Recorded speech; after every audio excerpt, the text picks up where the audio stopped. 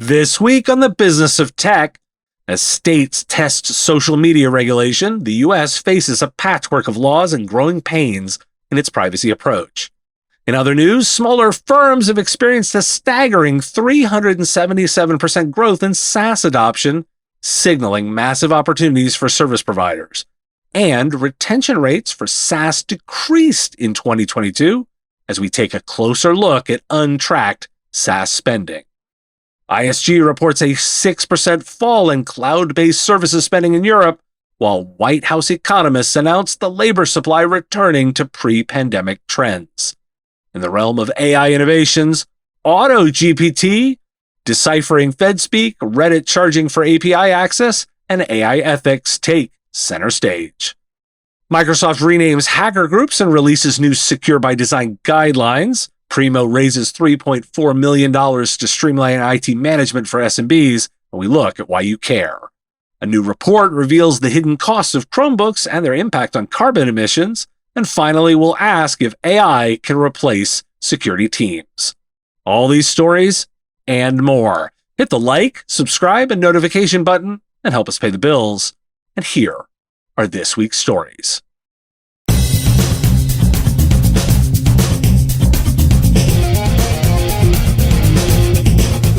Late last week brought some state-level laws. Arkansas signed into law the Social Media Safety Act, and it takes effect in September, which is aimed at giving parents more control over their social media usage of their kids. The bill imposes a minimum age for social media usage. Yet it also appears to contain vast loopholes and exemptions benefiting companies that lobbied on the bill and raising questions about how much of the industry it truly covers. Utah passed a similar law last month. Montana is moving forward with trying to pass a bill banning TikTok that was introduced in February, and the state Senate approved it last month, and the state House passed it last week. Now, states aren't unaware of the issue and how difficult this will be. Montana's Attorney General, whose office drafted the bill, acknowledged that enacting a state TikTok ban would be difficult. Quote, "We're under no illusions that this is not going to get challenged," he said in an interview. "I think this is the next frontier in First Amendment jurisprudence that's probably going to have to come from the U.S. Supreme Court, and I think that's probably where this is headed." Meanwhile, in laws that will be enforceable, Europe's national privacy group, the European Data Protection Board, has set up a task force over ChatGPT. Why do we care? The U.S.'s lack of federal privacy regulations is starting to show its problematic side. Why we care is that a patchwork of poorly written state laws is far worse than even a badly written single federal one. For providers, it creates a patchwork of difficult-to-track data management laws that will be more challenging. Versus the Europeans, who've leaned into being organized. A tale of two legal precedents to track. Some new SaaS software stats from company Vendor, who analyzed their customers' SaaS spending. The average growth rate for annualized spend on SaaS by company size is 58%. Where it gets significant is the smaller the company. For those organizations, say between 500 and 999, there's been 29% growth between 2020 and 2022. But that period has shown 377% growth for those organizations with less than 100 employees. And in 2020, only 16% of software purchases in the top 10 SaaS categories helped generate revenue. However, in 2022, out of 2,087 SaaS deals, 644, or 30.85%, were linked to revenue generation. Why do we care? It's more validation that SaaS adoption is linked to organization size. The smaller the org, the more the SaaS.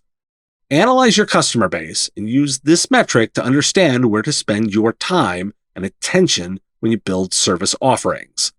Based on this understanding of how customers consume technology, judge your offering and your needs.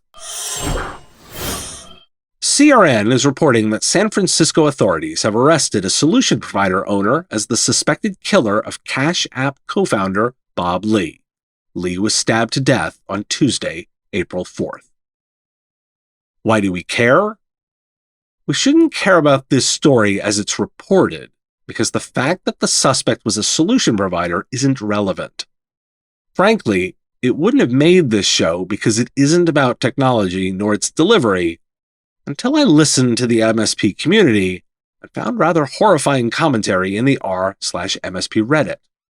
Most of the conversation was wildly inappropriate and included very well-known participants in the community. I reached out to the Reddit mods for comments. Posts that violated the community's rules were removed, and the mods team noted that many comments did not reflect their views personally. The refrain I hear from the broad MSP community is that it prides itself on being supportive, collaborative, and helpful. And this thread was a shocking lack of class. A man was murdered. This was a chance to unite, condemn a horrible incident, and help all the families involved, but instead turned into an internet trollfest. But the internet being gross isn't the story either. I noted some prominent names in the thread. The takeaway is that people notice that. I only cover this because people I thought highly of and of their opinion had their light diminished a bit for me, and I wanted the insight for listeners to be that people do notice that. I spotted a study on SaaS retention put out by ChartMogul. More than half of SaaS businesses had lower retention in 2022 compared to 2021. A challenging macroeconomic environment meant subscribers reassessed and cut their SaaS spend. This is in sharp contrast to 2021, which saw almost 70% of businesses having a higher retention rate in 2021 compared to 2020. In the pre-product market fit stage of the business, net retention is usually poor. As startups grow and find product market fit, net retention improves.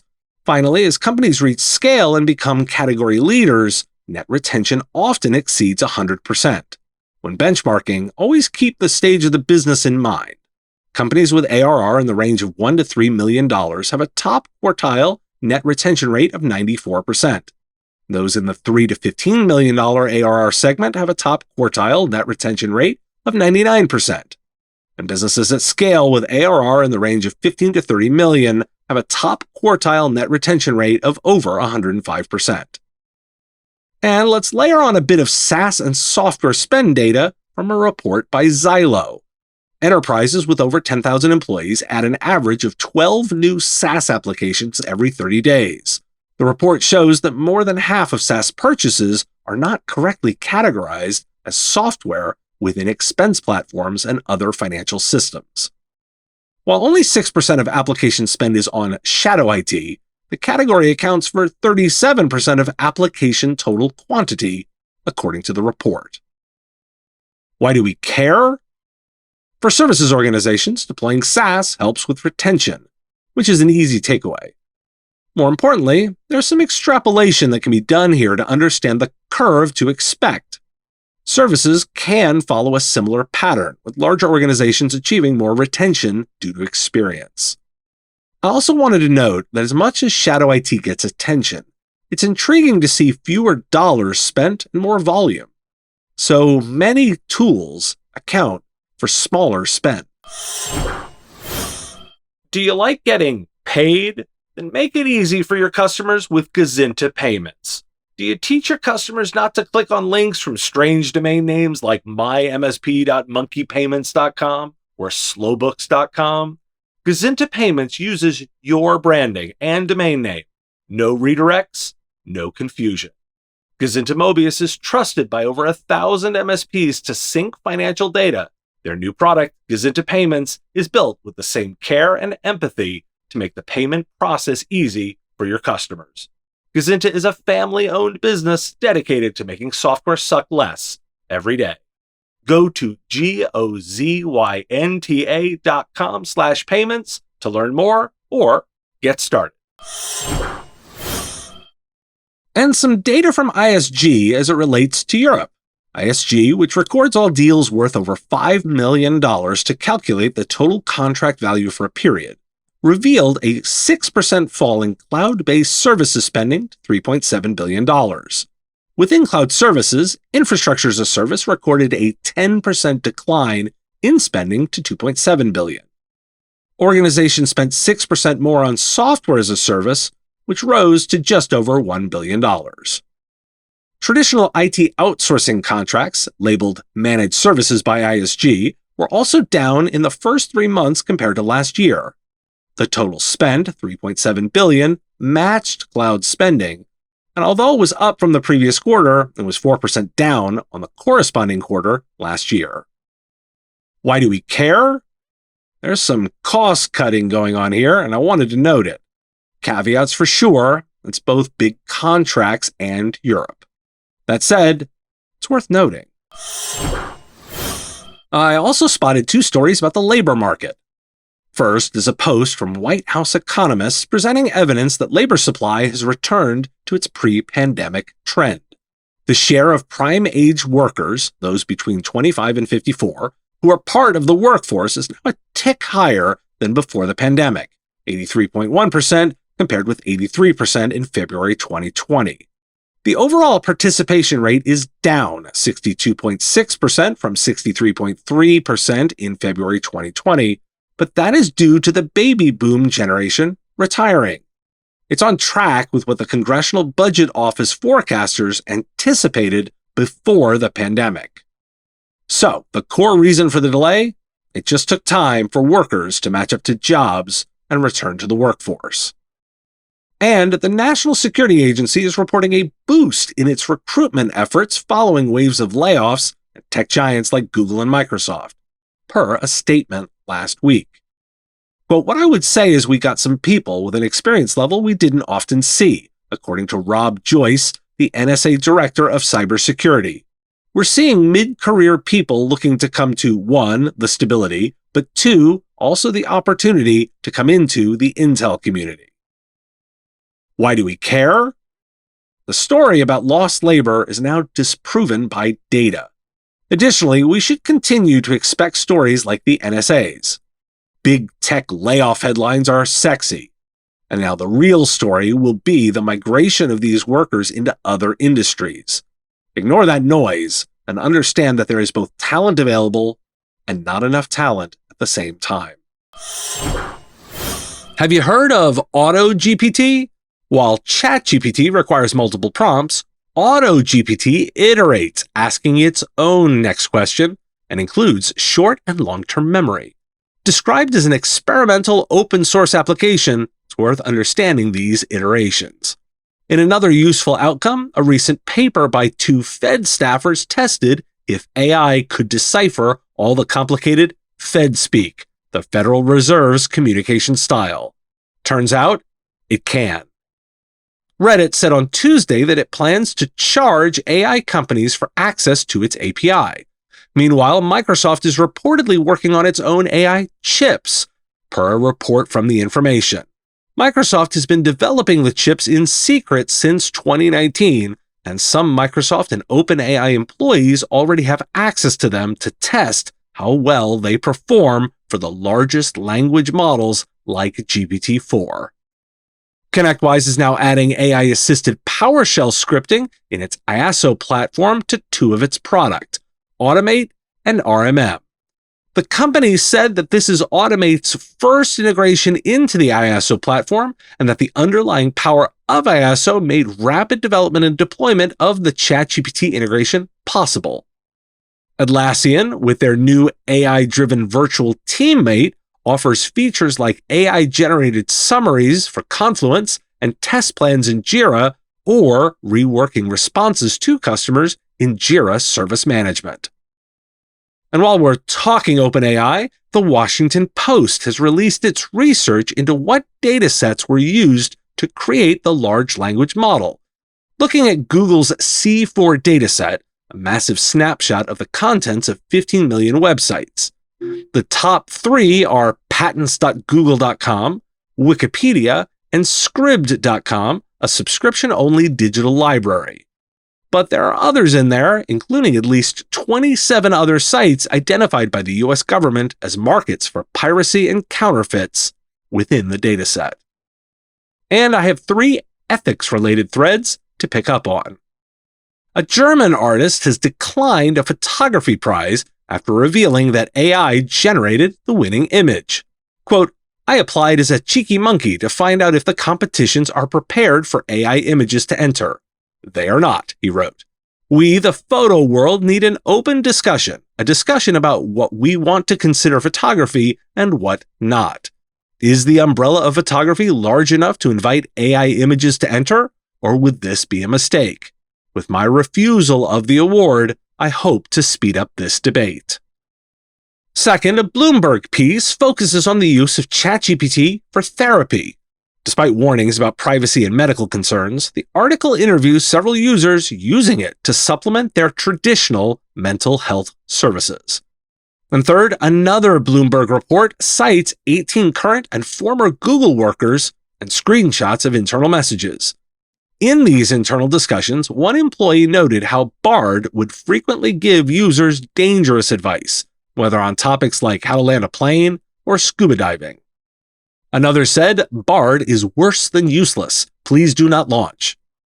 Bloomberg says the company even overruled a risk evaluation submitted by an internal safety team, saying the system was not ready for general use. Why do we care? There are 2 reasons I want to focus on. First, unexpected outcomes. Did you predict that AI could parse the Fed? Or that it might create a new chip war? Or that users will find ways to use it despite warnings not to do so? Well, security-minded listeners are probably not surprised by that one. And we've gone from nothing to continual product release in such a short time, which leads to the second reason. The importance of learning the models as the value of service providers.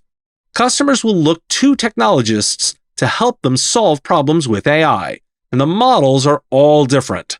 Not only should you parse the value of the feature, but insight into the model beneath will tell a lot about the function of the results.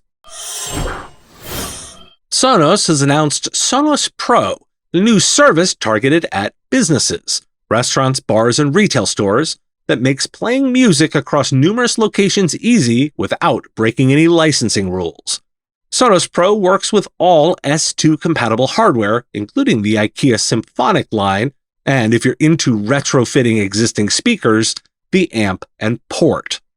Pro customers will gain access to a web portal that lets them remotely control what's playing in each of their locations, divided into different zones, and perform troubleshooting from afar. If you're a regular consumer and want to reset your Sonos at home, you gotta unplug the products. But Pro customers can do it with software.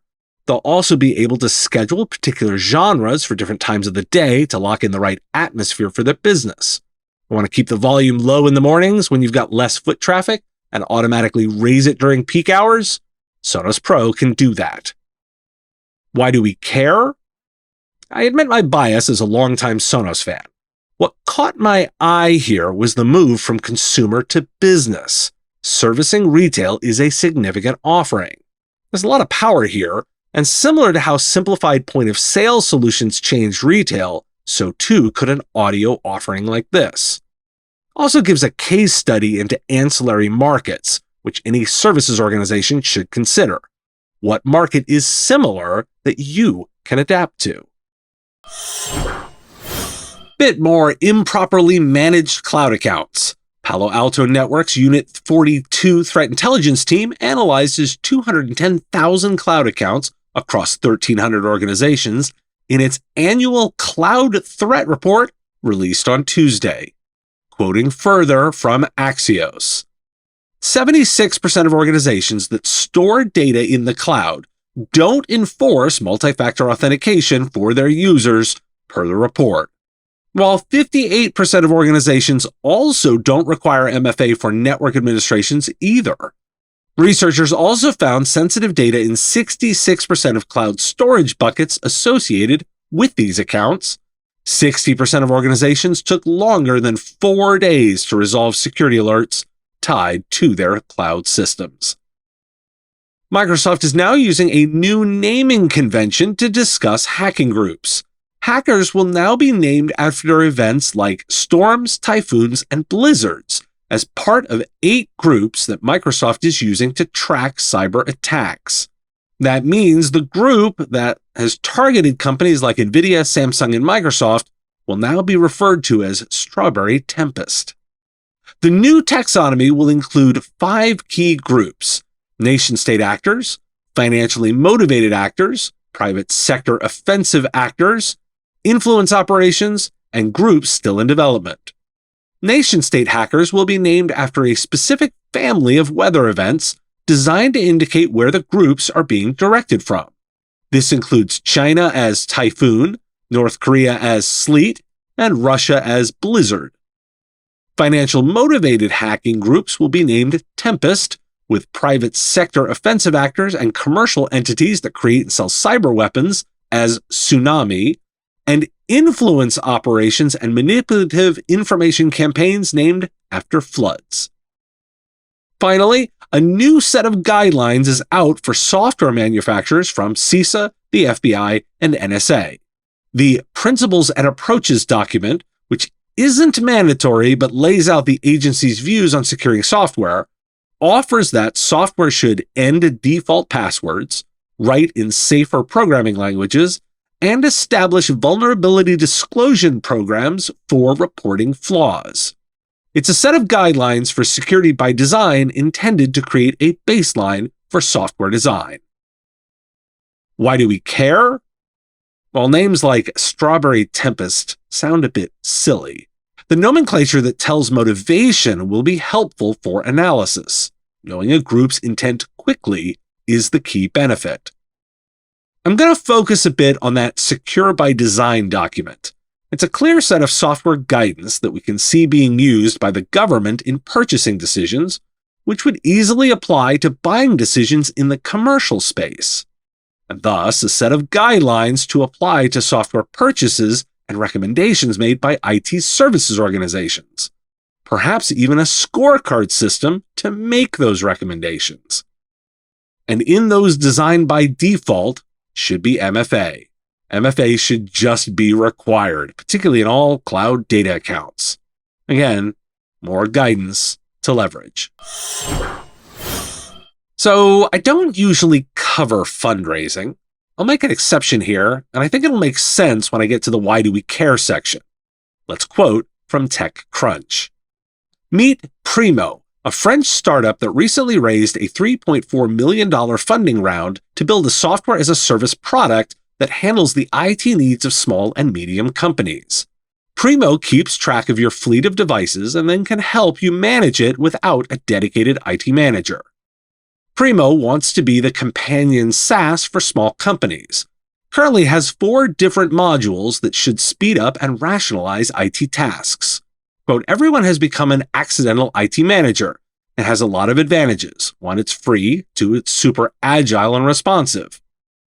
First, Primo can simplify how your company manages laptops and other devices. Instead of ordering from different websites and manually keeping track of devices in a spreadsheet, Primo users can order new laptops from Primo's dashboard. Second, Primo helps you manage devices remotely. For this module, the company works with Hexnode, a mobile device management company. But instead of showcasing a ton of options to the end customers, Primo is focusing on the needs of small companies. Third, Primo has a security module with next-generation antivirus solutions and endpoint detection and response solutions. Once again, the company is partnering with another company to bring these features. Finally, Primo also offers support features.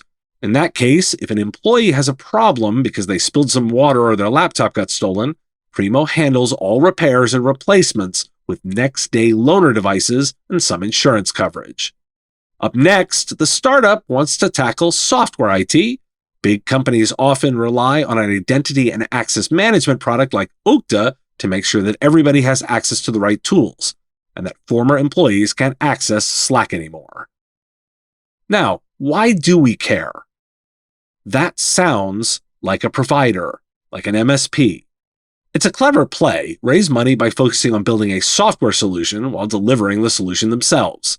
Certainly fits well with a co-managed IT model. Most of this could have been born with solutions already in the market, but I find the differences insightful. purchasing laptops from the dashboard, for example, offering insurance and loaner devices. Now, many listeners may be screaming that this is what their organizations do now. I know. That's why we care. This is a new type of competitor in the market. Quoting Wright from CIO Dive. IT leaders are wary about deploying surveillance technology and would even help coworkers find workarounds, a survey from software company 1E says. Nearly 3/4 of IT managers said they would not feel comfortable instructing their staff to install surveillance technology, especially if the company is not being fully transparent, the survey found. The study, conducted by Wakefield Research, surveyed 1,000 IT managers and workers in the U.S. Higher levels of workforce attrition correlated with surveillance tool use, some IT managers found. More than 1 in 4 managers noticed an uptick in employees quitting and difficulty hiring new employees when surveillance tools were in use. Why do we care? While the sentiment of active displeasure with the technology is significant, my attention focused on that 1 in 4 statement around difficulty hiring employees. That's significant. While the data point is old, I remember being asked multiple times by customers when I was on MSP about this kind of software. This data point links the technology back to business outcomes and showcases the negative. That's why we care. Chromebook churn. That's the new report from the U.S. Public Interest Group Education Fund. The report, an analysis of the Chromebook market in the wake of its extreme growth in popularity at the beginning of the pandemic, notes that these devices are manufactured to be inexpensive, which means that they will fall apart. They tend to do so in a non-repairable fashion, creating 9 million tons of carbon dioxide emissions during the first year of the pandemic alone. By extending the life of the devices, the organization states, it could not only save emissions, but it could also save taxpayers $1.8 billion by cutting down on the need for replacements. Chromebooks, the report argues, come with hidden costs that aren't highlighted by the price tag. For one, finding replacement parts can be challenging even between 2 similar designs. USPIRG recommends that Google take steps to resolve these issues by increasing the length of its automatic updates to 10 years and putting pressure on manufacturers to improve access to standardization and common hardware. Why do we care? Perhaps today's theme is data counterpoints. This report is helpful for those managing and maintaining Chromebooks to give some insight into the total cost of ownership, which is the real metric to work with customers on regarding technology investments. TCO is an essential lens for customer planning and budgeting, and ideally is incorporated into technology planning. If you'd asked me without data, my guess on the TCO of a Chromebook, I'd have likely missed this detail. Let's also take on the idea that AI will displace security teams.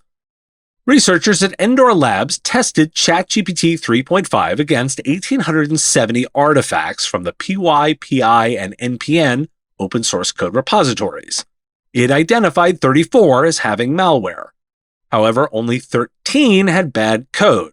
5 others did have obfuscated code, but did not expose any malicious behavior.